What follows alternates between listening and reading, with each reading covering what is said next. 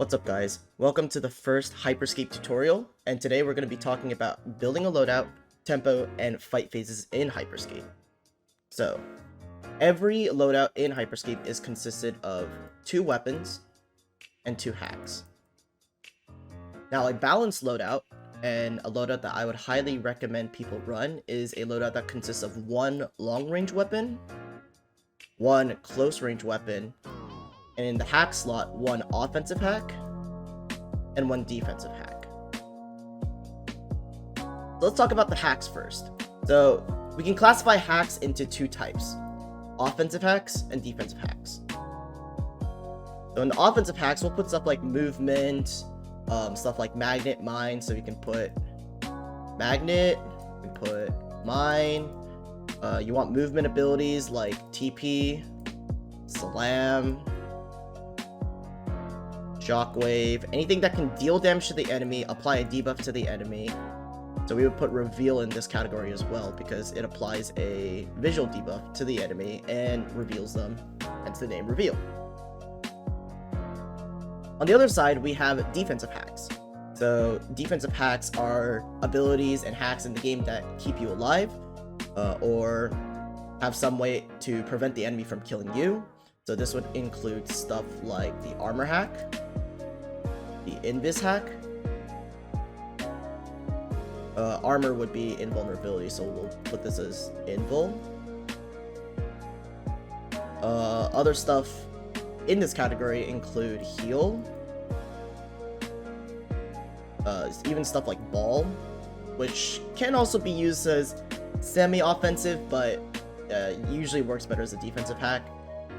Wall would also fit into this category as well. So here we can kind of see how we can classify these 2 hacks.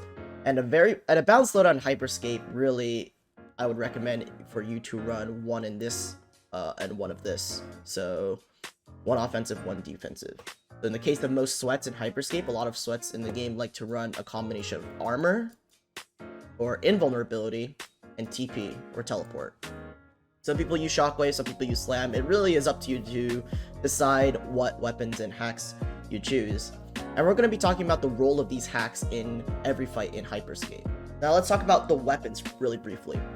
So weapons we can also divide up into 2 categories. Remember, long range and close range weapons. So in the long range, we have stuff like Proto, Ripper, Dragonfly, and other stuff like Riot would also work in long range. And explosive weapons are kind of considered long range, can be also close range, but we'll put long range for the 2 explosive weapons that deal more damage the further you are away. So this would be the Moto and the Skybreaker. Now in the close range, we have close range explosives. For example, the Salvo. And other close range weapons include Harpy, the Mammoth,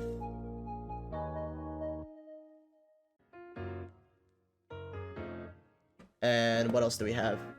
We have Atrax, which can be both close range and long range, but usually you're using this in close quarters, so we'll put Atrax as close range. There's probably others that I'm missing, but you get the general idea, right? Weapons in the game can be classified into both close range and long range. That doesn't mean they're mutually exclusive to them, but you know, you generally want to have one or the other. So some people like to run Protocol Harpy, some people like to run Ripper Salvo or Ripper Mammoth, right? So it really depends on what you choose and how you choose to what weapons you want to run. But in general, it's a decent idea to run 1 of each category, and you don't have to, and we're going to talk about why you don't have to in the next segment. The next segment, we're going to talk about tempo. Now, what is tempo in video games? Well, when we talk about tempos in a competitive or any sort of setting in an FPS, it is considered as, or it can be defined as, how fast you take a fight. So there are 2 types of tempo that we're going to talk about. So a tempo, remember, how fast you take a fight can be fast. You can play at a fast tempo, or you can play at a slow tempo. Now, what tempo you play at is defined by what weapons you're running. So what I mean by this is if you're running a loadout, let's say you're running Protocol and Ripper. Pause for a moment and see if you can determine what type of tempo you should be playing at. So with Protocol and Ripper, the tempo that you should be ideally looking to play at is a slow tempo. Because you don't have any close range weapons, you can't afford to engage onto the enemy, right? So you're going to want to be playing a slow tempo, trying to get in that damage from the long range in, and then when they're low enough for you to go in for the kill, then you go in for the kill. But even then, you really don't want to get up too close to them, because you don't really have a close range weapon that's good. Hence why normally we recommend you to run a long range weapon and a close range weapon. Now let's take the opposite scenario. Let's talk about a fast tempo. So an example of a fast tempo loadout would be Harpy and Shotgun, or the Mammoth, right? So this loadout is a fast tempo. You're trying to take the fights as fast as possible. You're trying to get in their face as fast as possible. You don't want these fights to last long because you can't afford to poke. At a long range, you basically deal next to 0 damage, and you're not going to be able to deal much damage to the enemy unless you get up in close range. We can divide the fights of Hyperscape, or each fight in Hyperscape, and this is really going to apply much more easily to solos than to squads, but can also apply to squads, but they're generally 3 phases, right? So there's the looting phase. The looting phase consists of you getting your loadout, leveling up your weapons, searching for loot, and also searching for enemies, right? So this is kind of like the neutral phase where you aren't really doing much, right?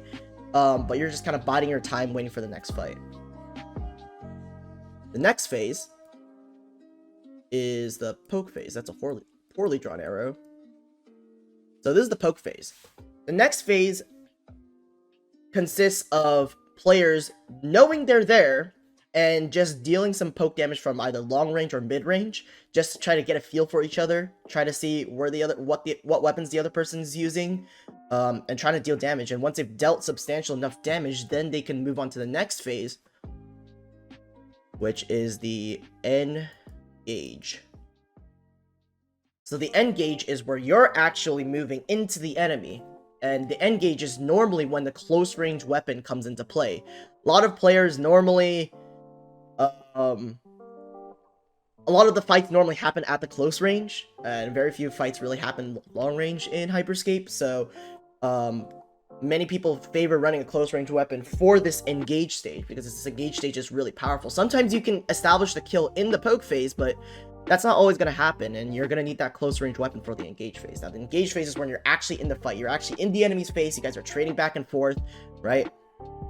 If you really want to be playing it safe and you're playing someone relatively similar to your skill level, you're not really going to want to move on to this phase until you've established poke damage. So an example would be if you're running Protocol Harpy, landing a Protocol shot at long range, and then you can move on to the engage stage, which is maybe using a movement hack or just normally closing the distance to get in close, because now you're still at full health, but the enemy is down half their HP. Let's say that you're using a base sniper, right, which does 60 damage per shot. Since each character has 120, they're at half HP, now they have to play defensively. So then you can move on to the engage stage while they're still stuck playing defensively, right? So staying ahead in this fight cycle is key. Now once you engage, you can finish off the kill, and then after you finish off the kill, you go back to looting. So, in this poke range phase, your long range weapon, remember, your long range weapon comes into play. And in the engage phase, your close range weapon comes into play. Now, what does this mean? Now, if you're playing a long-range loadout, for example, like I mentioned before, Protocol Ripper, you're going to want to stay in the poke phase for much longer than normal. Your goal is to stay in the poke phase for much longer than your opponents are, because you have an advantage at long range and you have an advantage in this phase. If the enemy moves on to the engage phase before you're done poking, you're at a disadvantage, because now they're up in your face with a close range weapon and you're unable to do anything about it. Now, on the flip side, if you're running a close range weapon, if you're running a close range loadout like Harpy, Shoddy, you want to go into the engage phase as early as possible. You're the opposite, right? Staying too long in the poke phase is bad for you because, like I said before, you can't deal any damage at that long range. You need to get up in their face, right? So you're trying to negate this poke phase or keep it as minimal as possible while you're closing distance and playing cover to get up in their face. Let's just go over what we've discussed so far. So remember, a hack loadout consists of a offensive hack and a defensive hack. Most like a recommendation, of course, you can run double offensive or double defensive. The problem with running double defensive is that you don't have an initiation, or you have no way of engaging easily. And if you use double offensive, then you don't really have a way of keeping yourself safe, really. Like, your only option if you're running, like, say, double movement is to try and just fly out or use one of your hacks to get out. But even then, it's really risky because the enemy can still hit you. And as for the weapons, you have one long-range weapon and one close-range weapon. The reason why you don't really want to use double defensive hacks, right? So if you're using something like armor just invulnerability and invisibility. But remember that fight phase that we were talking about. You can't really move easily from the poke to the engage. So armor and invis are good at getting or at disengaging. They're good disengagement tools, but they're not good engaging tools, right? So you're forced to use one of these abilities to go up close to maybe land, like, for example, a shot with a shotgun. So if you're running this loadout with a shotgun, right? Oftentimes these players, their only choice is to use one of their defensive hacks to try and go up to an enemy to get a single shot off. Which is super risky, because if they miss that shot, then they have to use their other hack to disengage, which basically puts them down 2 hacks in the fight, right? So that's really not optimal, right? You really always want to have one offensive hack for engaging and one defensive hack for disengaging, and that's going to help you a lot to form a balanced loadout in Hyperscape. So remember what we talked about: the 3 fight phases: poke, engage, and the looting phase, right? An example for the loadout that I use, right, is I use Proto, or at least currently in this meta, I use Proto, Shoddy, Armor. Armor goes here. This is defensive hack, and then TP, right? So for engagement, the reason why this is such a balanced loadout is because I can use an engagement tool with Shoddy. So if I just want to directly close the distance on someone that I know is using a long-range loadout, so just because I have a protocol doesn't mean that I necessarily want to always be using at long range. If I know someone's using a protocol Ripper, right, instead of trying to use a protocol, I'm just going to ignore using this protocol altogether, and I'm just going to try to engage early on with my Shoddy and get up in their face, right? That is something that I can do. So what I would normally do against any average player or any player around my skill level is I would try to land a shot with the protocol, which would be my entry damage, right? And then I would use teleport to go up to their face and then start shotting them. So you see how this is the poke. This is my engagement ability. And this is the weapon that I'm using to engage. And if I ever get low and if I need to disengage, this armor is my disengagement tool. And by the time my armor is over, typically my TP will be back off cooldown, assuming both of my hacks are maxed. And this will allow me to TP away if I need to. So I hope you guys all learned something from that tutorial. Maybe I'll do more of these, but this is kind of like an in-depth kind of explanation into the micro of how fights work. Keep in mind that these entire fight phases and the way these fights happen, oftentimes they will only last 10 seconds or less. And so these fights happen extremely quickly, and it's up to you to make these micro decisions and make these decisions extremely quickly and be able to adapt. Identify what hacks and weapons the enemy is using and decide how you should be playing against that. In addition, you should also be, while choosing a loadout, thinking of why am I using these hacks and how am I supposed to be using these weapons and hacks, right? So don't run weapons and hacks just for the sake of, oh, shiny, I pick it up, right? Learn what the weapons and the hacks do. There's the practice range in Hyperscape. There are resources online for you to learn what each of the weapons and hacks do. And ask yourselves, why is my loadout effective? Or how should I be playing using the hack loadout / weapon loadout that I have. Thank you guys all for watching, and I will see you guys next time.